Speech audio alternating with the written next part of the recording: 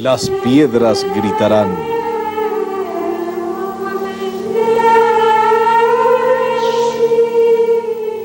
El hombre siempre ha expresado en el arte la noción de aquel Dios que gobierna al humano y al mundo. Cada elemento de su trabajo lleva al observador a experimentar el sentimiento que subyace en la profundidad del corazón del artista.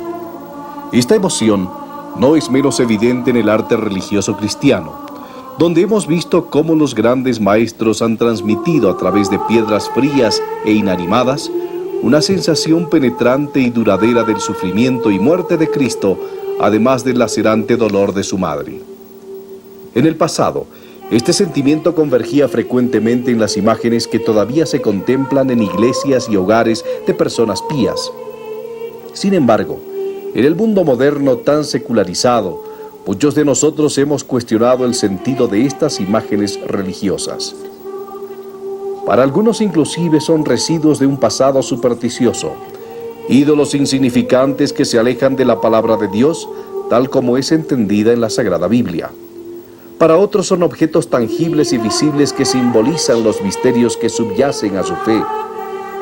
Sin embargo, sea cual fuera nuestro punto de vista sobre el valor de estos objetos religiosos, la mayor parte de nosotros queda impactado al escuchar que algunas estatuas de Cristo y de la Virgen María estén derramando lágrimas y sangre. Esta estatua de madera en Akita, Japón, lloró 101 veces durante un periodo de 7 años. Esto sucedió en un convento donde se decía que la Virgen María se aparecía a la hermana Agnesa Sasawa. Esta estatua lloró sangre en el lugar donde se indicó también que la Virgen María se aparecía a Patricia Talbot en el Ecuador.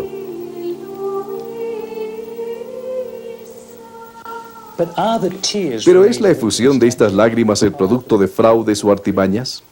¿O son más bien eventos físicos que contradicen las leyes de la naturaleza, conformando manifestaciones visibles para todos nosotros de algo que es genuinamente milagroso? Y si las lágrimas son verdaderamente milagrosas, ¿tienen algún significado? Estas preguntas ocupaban nuestras mentes cuando fuimos a examinar las más recientes afirmaciones referentes a una estatua de Cristo que habría comenzado a llorar en una ciudad de Sudamérica.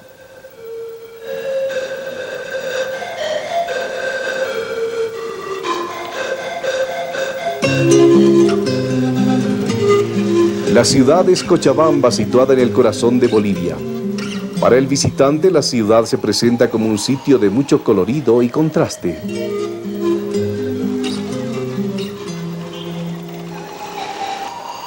Se puede observar el contraste entre aquellos habitantes que avanzan junto al desarrollo de una ciudad moderna comercial y los nativos que luchan entre el pasado y el presente.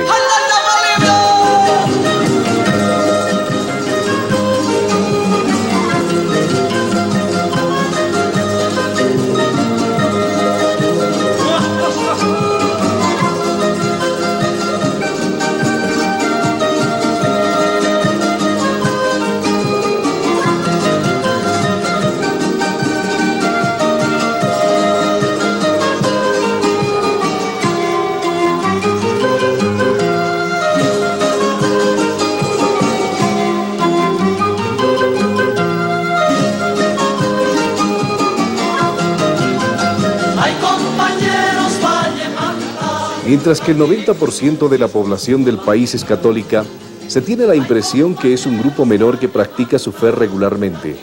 Aquellos que la practican lo hacen junto a una notable simbiosis con la tradición nativa y con una fuerza raramente vista en el mundo católico moderno.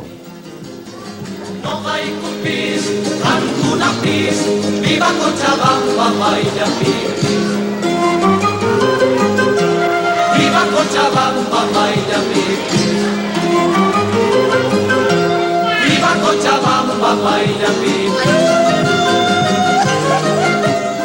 Un testimonio de la fuerza de su fe y del compromiso cristiano es la gran estatua del Cristo de la Concordia que domina la ciudad entre el cielo y la tierra.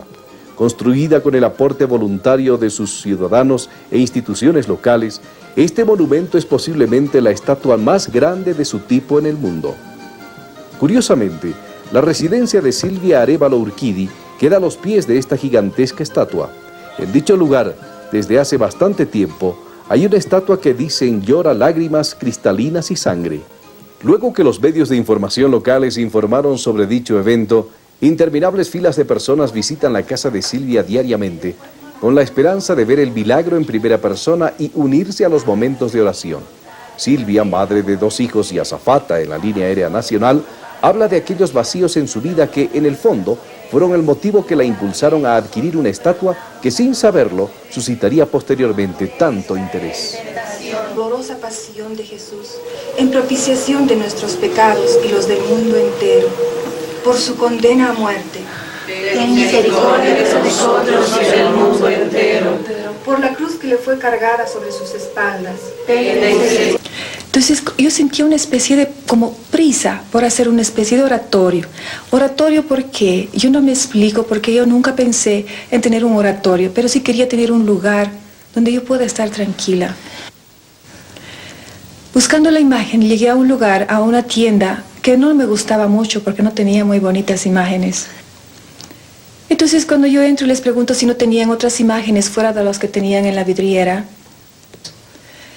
Después de ver las imágenes de la Virgen que no me gustaron, me sacaron la imagen del Cristo de Limpias. No solamente una, sino varias. Cuando yo vi la imagen, si bien había 2 o 3, pero la imagen que la compré me llamó mucho la atención desde el primer momento que la vi. Porque fue como un amor a primera vista. It was like love at first sight. Entonces lo traje. Yo buscaba algo grande y terminé con una imagen chiquitita. Para mí es un milagro realmente. He ido a convencerme y he visto que realmente está llorando. Como también han ido mi hija y mi ahijada, ¿no? a visitar. Sorprendidos, emocionados han llegado. ¿Usted alguna vez se le ocurrió que quizás de una de las estatuillas que venda pueda pasar una de esta historia? ¿Cómo no? Porque yo he tenido oportunidad de ir a Roma 3 veces. Y las 3 veces siempre he pedido, y desde chico he sido muy devoto también a las imágenes, porque esto lo llevo por herencia de mis bisabuelos. Y así mismo voy a morir besando a las imágenes. Estaba una prima que estaba alojada aquí en casa, una prima muy querida, por supuesto, y yo le dije a mi hija, llama a la mamá y a la tía para que vean cómo ha quedado el oratorio. Les gustó mucho la imagen y tanto mami como mi prima me preguntaron porque era muy bonita, me dijeron, qué bonita imagen, ¿de dónde la compraste? Posteriormente mi prima se acerca bastante a la imagen y me pregunta si no le había puesto, si había regado las flores. Yo le digo, ¿por qué? Y como que ella no quería responder, entonces empezó a mirar más y más y me dice, no puede ser posible. Yo le pregunto por qué y me dice, acérquense. Y cuando nos acercamos vemos las lágrimas caer por el rostro del Señor. La emoción que se puede sentir ese momento de ver una imagen del Señor llorar es indescriptible. Sientes que la tierra empieza a temblar, te da una especie de taquicardia, sientes un escalofrío, ganas de llorar, de reír, no dan ganas, no es ganas, sino no sientes, no hay palabras para explicar porque no puedes rezar. Quieres hablar, quieres rezar, quieres reír, quieres llorar. Ella me respondió que no había hecho nada, que no roció nada. Entonces me quedé más alarmada, les pedí que se acercaran. Por favor, fíjense en el Señor. Y pudimos ver las personas que estuvimos ahí presentes, que era la tía, su hija Silvia, yo, la hija de Silvia y la empleada, cómo la lágrima se le chorreaba, se le deslizaba por el rostro. For me, it was very shocking to hear that there was a statue of a Christ that had been crying. Yo creí sin ver y vine con aquella fe cuando vi el llanto que era tan real. Dijo la dueña de Cristo, ustedes saben que Cristo está llorando, y yo titubeaba a ver y cubrí mi rostro. Estaba temerosa de verlo. Entonces un caballero dijo que también estaba sangrando y fue el momento en el cual descubrí mi cara y miré al Cristo que sangraba de un lado y lloraba. Alguien trajo una tela y secó la sangre y las lágrimas que caían de su rostro. Uncovered my face and looked at the Christ, and he was bleeding on the side and crying. And at that time they got a little cloth and dried up the blood and the tears that were coming down his face. ¿Recuerda la fecha? Era exactamente el 25 de mayo a las 5 de la tarde. ¿Vio alguien más lo que usted menciona o al menos hubo alguien que filmó el momento? Exactamente, dice ella. Estaba ese día un equipo de Canal 4 de Cochabamba con cámaras y luces y ellos filmaron todo el acontecimiento. Estaré contenta de darle una copia de aquello. Terminamos nuestro primer reportaje el 25 de mayo pasado. Han transcurrido exactamente 3 meses y el Cristo sigue llorando. Sus sangrantes lágrimas... Primero vimos que el Cristo tenía algo de agua cristalina en sus ojos. Y posteriormente dejamos pasar por lo menos unos 45 minutos, conversamos con la gente, estuvimos presentes en la sala y vimos que esa lágrima, esa agüita empezó a bajar.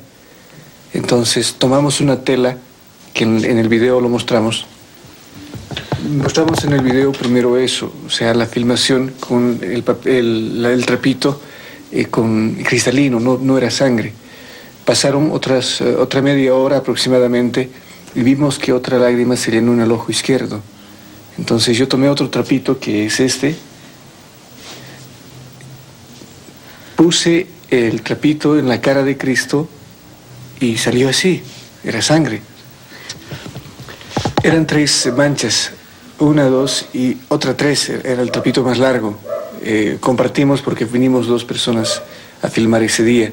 O sea, vinimos acá a filmar al Cristo por lo menos unas 3 oportunidades. Y para nosotros fue una experiencia muy grata. ¿Hay alguna posibilidad de que alguien hubiera puesto una sangre en la estatuita mientras tú estabas ahí? Y generalmente, como periodistas, somos muchas veces incrédulos a lo que acontece.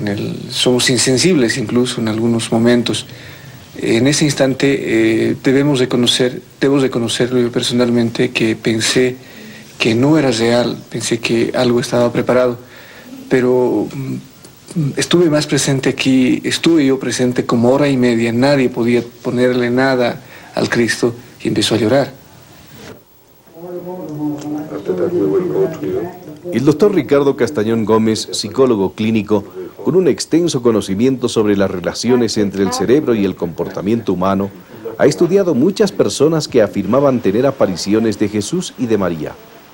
A través de esta casuística, llegó a investigar los temas relacionados a las imágenes religiosas que tenían efusiones de lágrimas cristalinas y sangre.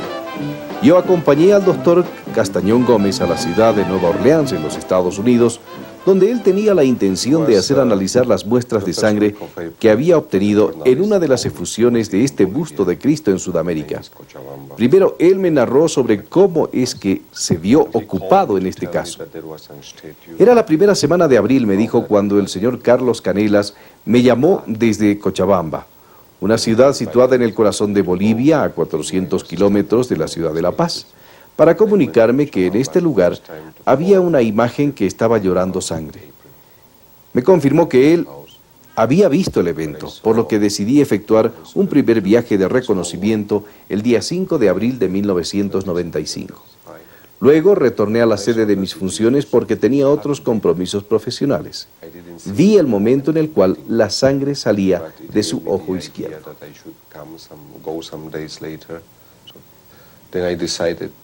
Entonces decidí tomar una muestra. El mejor lugar era de los 3 o 4 centímetros debajo del ojo izquierdo y ejecuté la acción.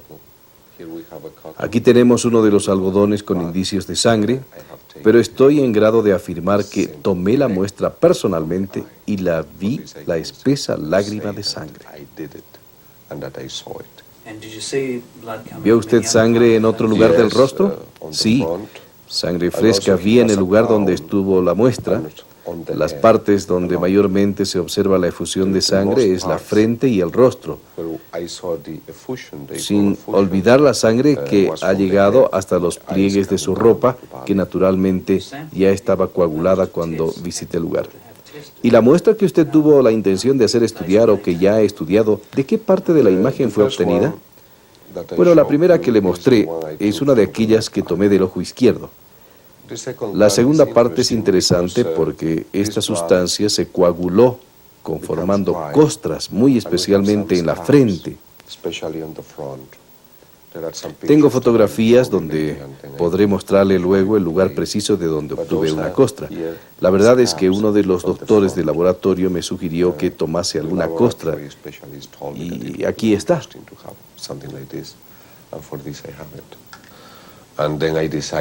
Y decidí venir a los Estados Unidos para el análisis, pues para mí no sería suficiente conocer ciertos componentes de la sustancia. Me interesaba fundamentalmente profundizar el tema con un análisis genético de DNA, el único que verdaderamente podría confirmarme si estos indicios corresponden al género humano o no. Luego de mucha indagación en Norteamérica fue informado que aquí, en Nueva Orleans, está uno de los mejores laboratorios genéticos del mundo y esta tarde llevaré las muestras al laboratorio. Importa mencionar que desde que obtuve las muestras en Bolivia, tuve a mi cargo la custodia del material, por lo que nadie pudo haber tocado o manipulado el mismo.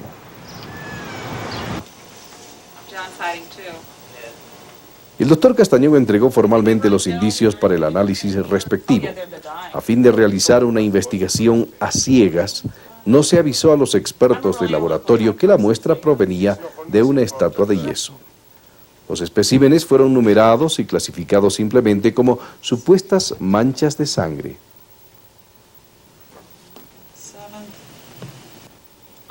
Well, you've submitted 2 samples to us, and I'm describing them as suspected blood stains.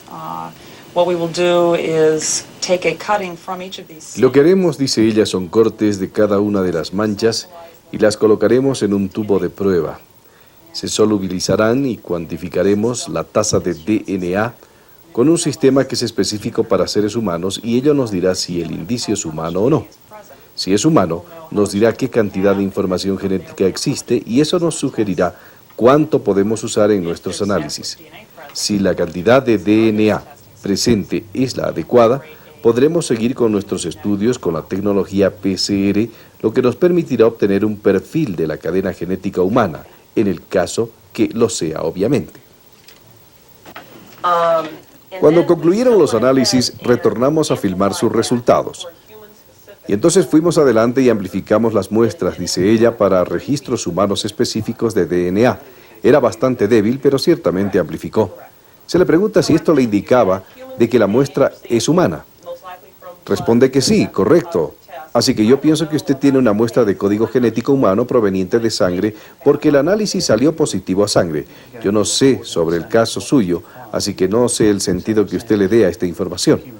Le pregunta Ron, la cosa importante es que si usted va ante un juez en la corte, ¿puede decir que la muestra que encontró en la mancha que le dimos corresponde a sangre humana? Yo diría en la corte del juzgado, señala ella, que en esta muestra hay material genético humano presente. Estaba excesivamente deteriorado, pero también era positivo para la presencia de sangre. O sea que su muestra es positiva para la sangre y tiene código genético humano. Así es que de aquí viene la muestra. ¿Quién la obtuvo? El doctor Castañón le dice que él obtuvo la muestra que le trajo para el análisis. Ron le pregunta, ¿cómo científica le afecta a usted ver una estatua de yeso que produce una sustancia que no corresponde a la naturaleza del objeto? ¿Qué efecto tiene esto en usted? La científica responde, lo que pienso es que es un fenómeno que impresiona y considero igualmente que la repetición o replicación es la piedra angular de la ciencia. Y si es que ustedes pueden reproducir este fenómeno, o sea, pueden hacer repetir los análisis, ofrecer las muestras a otros científicos pidiéndoles una replicación y ver si los resultados se vuelven a repetir, esto sería muy importante si ustedes quieren que la gente crea estos resultados y que los mismos alcancen una altísima convalidación. Offering it to other scientists and say, can you rerun this and reproduce these results? That is very important. Para lograr una segunda opinión sobre esta sustancia roja, como fue sugerido por GenTest en Nueva Orleans, se envió el material a un laboratorio forense del estado en Australia.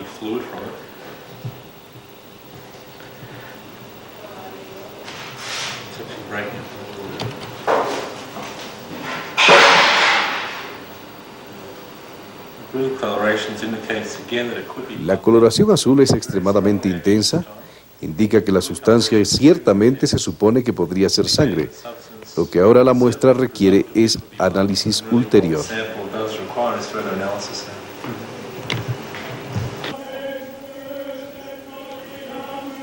El día 22 de agosto de 1995, mientras se filmaban los testimonios de testigos en la casa de Silvia, constatamos que los ojos de la estatua se estaban humedeciendo.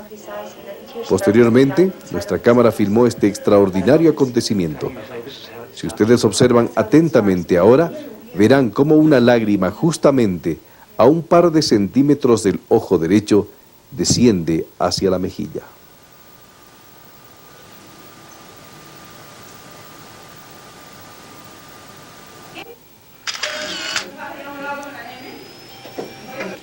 Dos días más tarde, filmamos una nueva secuencia extraordinaria. Do you want to do? No? No, just do nothing, just do nothing, do nothing. Do nothing.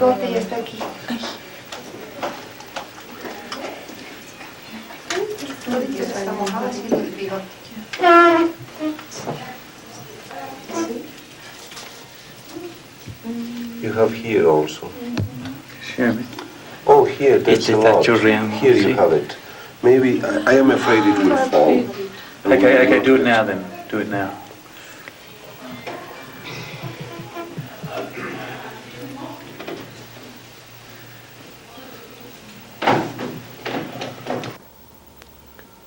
Al día siguiente, luego que la estatua lloró, con el permiso de Silvia, llevamos la estatua a un centro de investigaciones en la ciudad para que fuese examinada. Esta parte de aquí, mira, estas cositas de aquí son como sangre coagulada. Y esto es la sangre que le chorrea, que le baja por aquí. La estatua se situó en el centro de aquel moderno instrumento conocido como tomografía axial computarizada. Este equipo dispara pequeños haces de rayos X a lo largo del objeto desde diferentes ángulos, produciendo imágenes seccionales en la pantalla de un computador.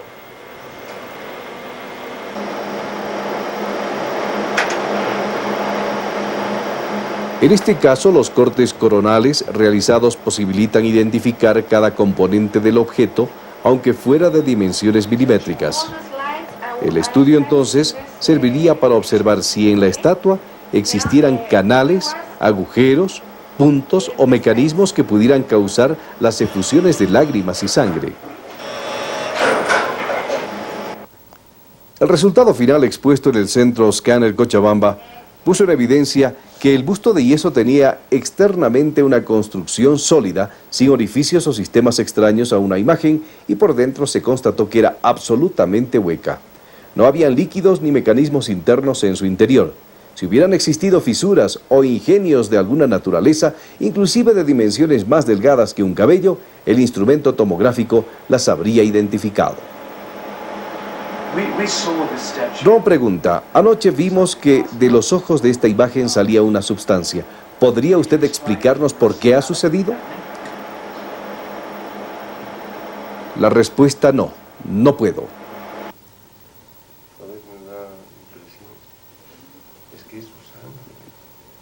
El laboratorio australiano ha informado que la muestra de costra que enviamos se ha dividido en 3 partes. Ellos retuvieron 2 partes para su análisis genético y nos devolvieron esta partícula algo más grande para que la enviáramos a un patólogo que pudiera estudiar su composición física con un microscopio.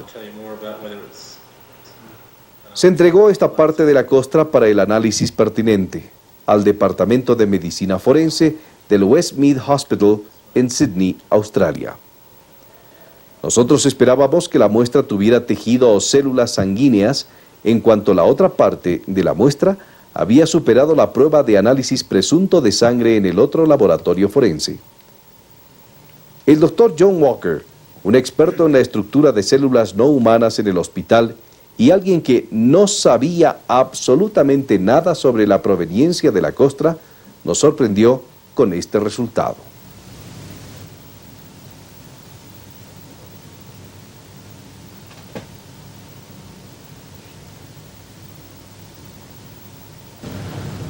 Él trajo este espécimen y lo examiné con este microscopio y a mí me parece como un corte seccional de una planta. Esta es muy pequeña cuando observan con ojo desnudo. No pasa de 2 milímetros en su dimensión máxima. Sin embargo, en el análisis microscópico puedo observar una masa de tejido en el centro.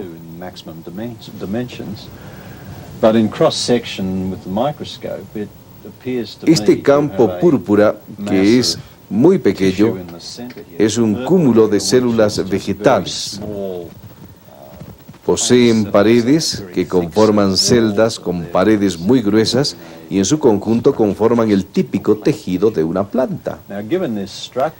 Dada esta estructura molecular tan apretada y la presencia de estas líneas pesadas que denominaremos pasajes de aire, me dan la percepción que es un corte seccionado de una espina, posiblemente de una planta que crece en un lugar seco y árido.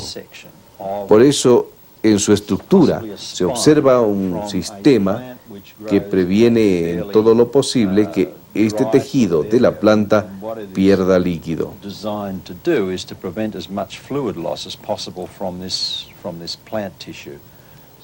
Es de esta manera que usted tiene las aberturas hacia afuera en una superficie probablemente en la inferior, donde es bastante cerosa.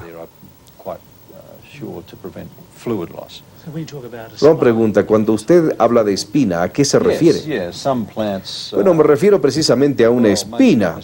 Algunas plantas tienen en el tallo, por ejemplo, o en otro lugar, pequeñas ramas que tienen espinas pero muy filosas que podrían llegar a 30 centímetros de largo o ser también muy cortas. Una de las plantas que realmente viene a mi mente es aquella de las palmas de dátiles que tienen semejantes espinas fuertes alrededor de la base del tallo y otras plantas espinosas similares. Algunas de ellas tienen espinas muy largas que si usted se clava se rompen en la punta y usted puede tener muchas puntas de ellas incrustadas en un lugar.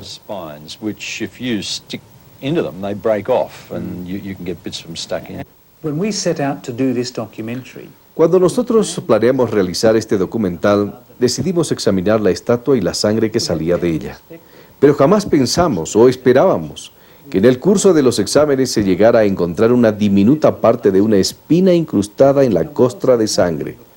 Si bien existen informes relativos a instancias en las cuales imágenes en el pasado lloraron o sangraron, no existía en la bibliografía consultada ningún informe conocido a nosotros relativo a una espina encontrada en la sangre.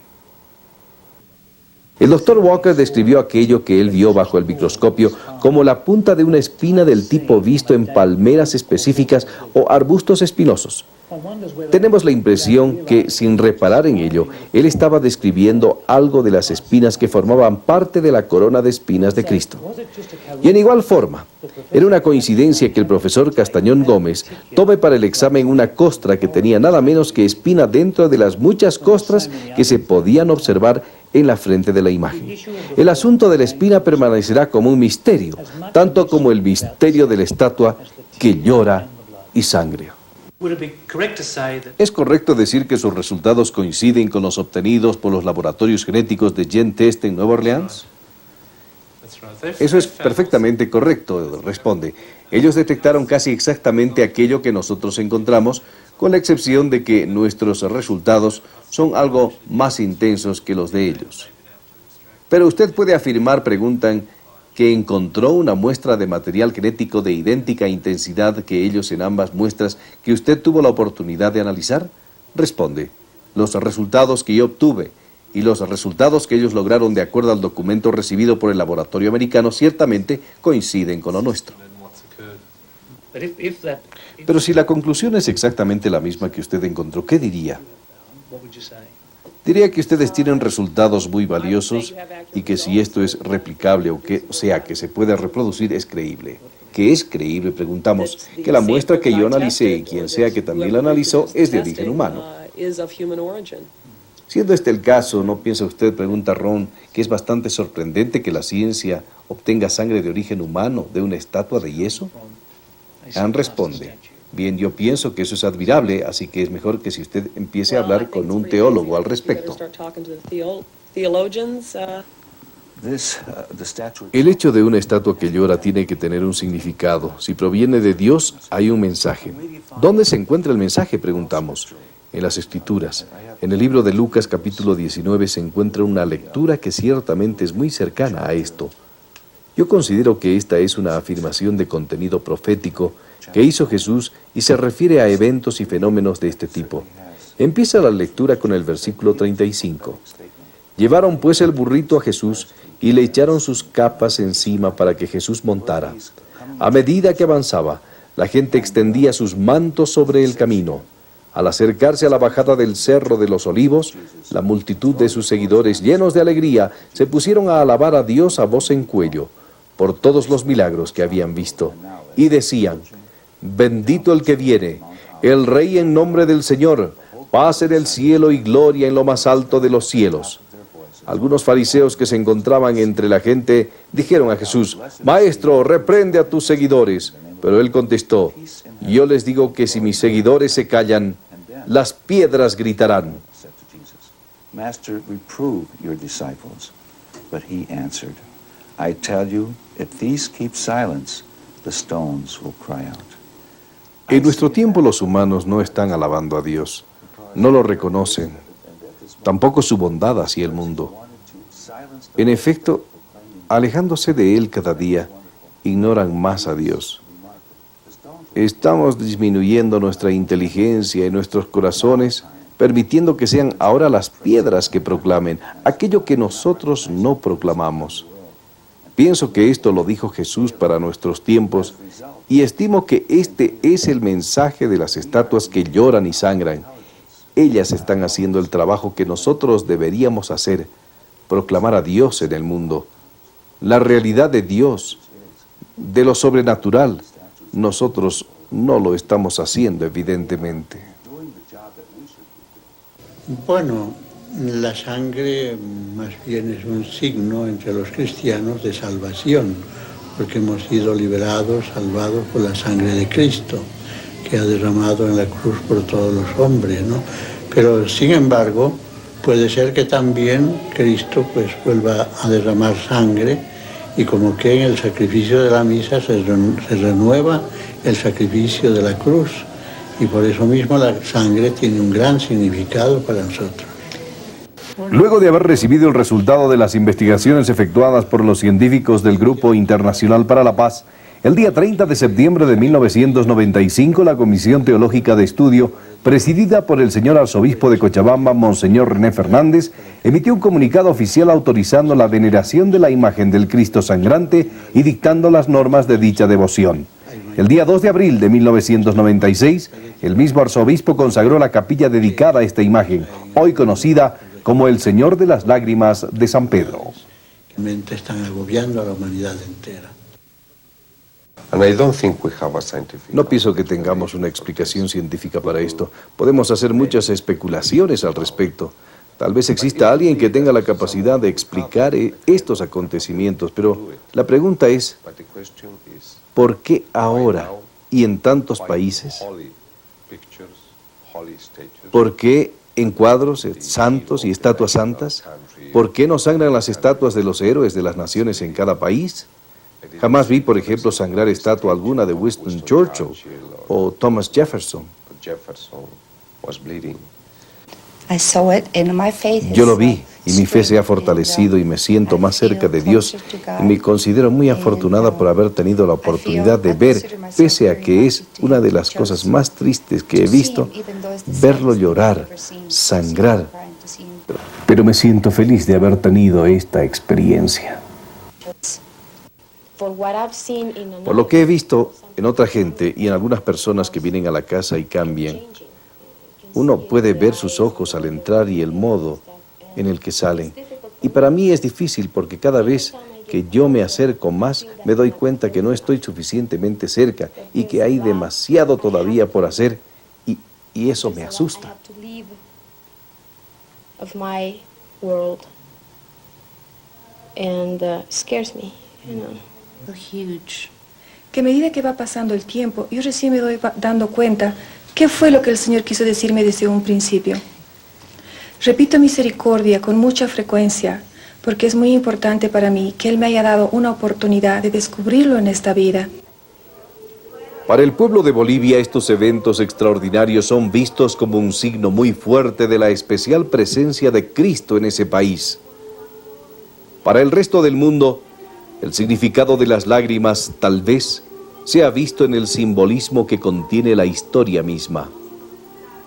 Esta imagen dolorosa llora y sangra ante nuestros ojos de una manera que la ciencia no puede explicar. La imagen es de Dios en la forma de su Hijo Jesucristo, que no fue entronizado en la gloria del cielo en paz, sino como víctima del rechazo de los hombres que lo crucificaron hace 2000 años. Depende de cada uno de nosotros la reflexión sobre la maravilla de unas lágrimas que misteriosamente salen de una estatua que simboliza a Jesucristo. Podría ser, como sugiere un teólogo, una expresión del sentimiento doloroso que hay en el corazón de Jesucristo al verse tan herido por el rechazo que hace de Él el mundo moderno.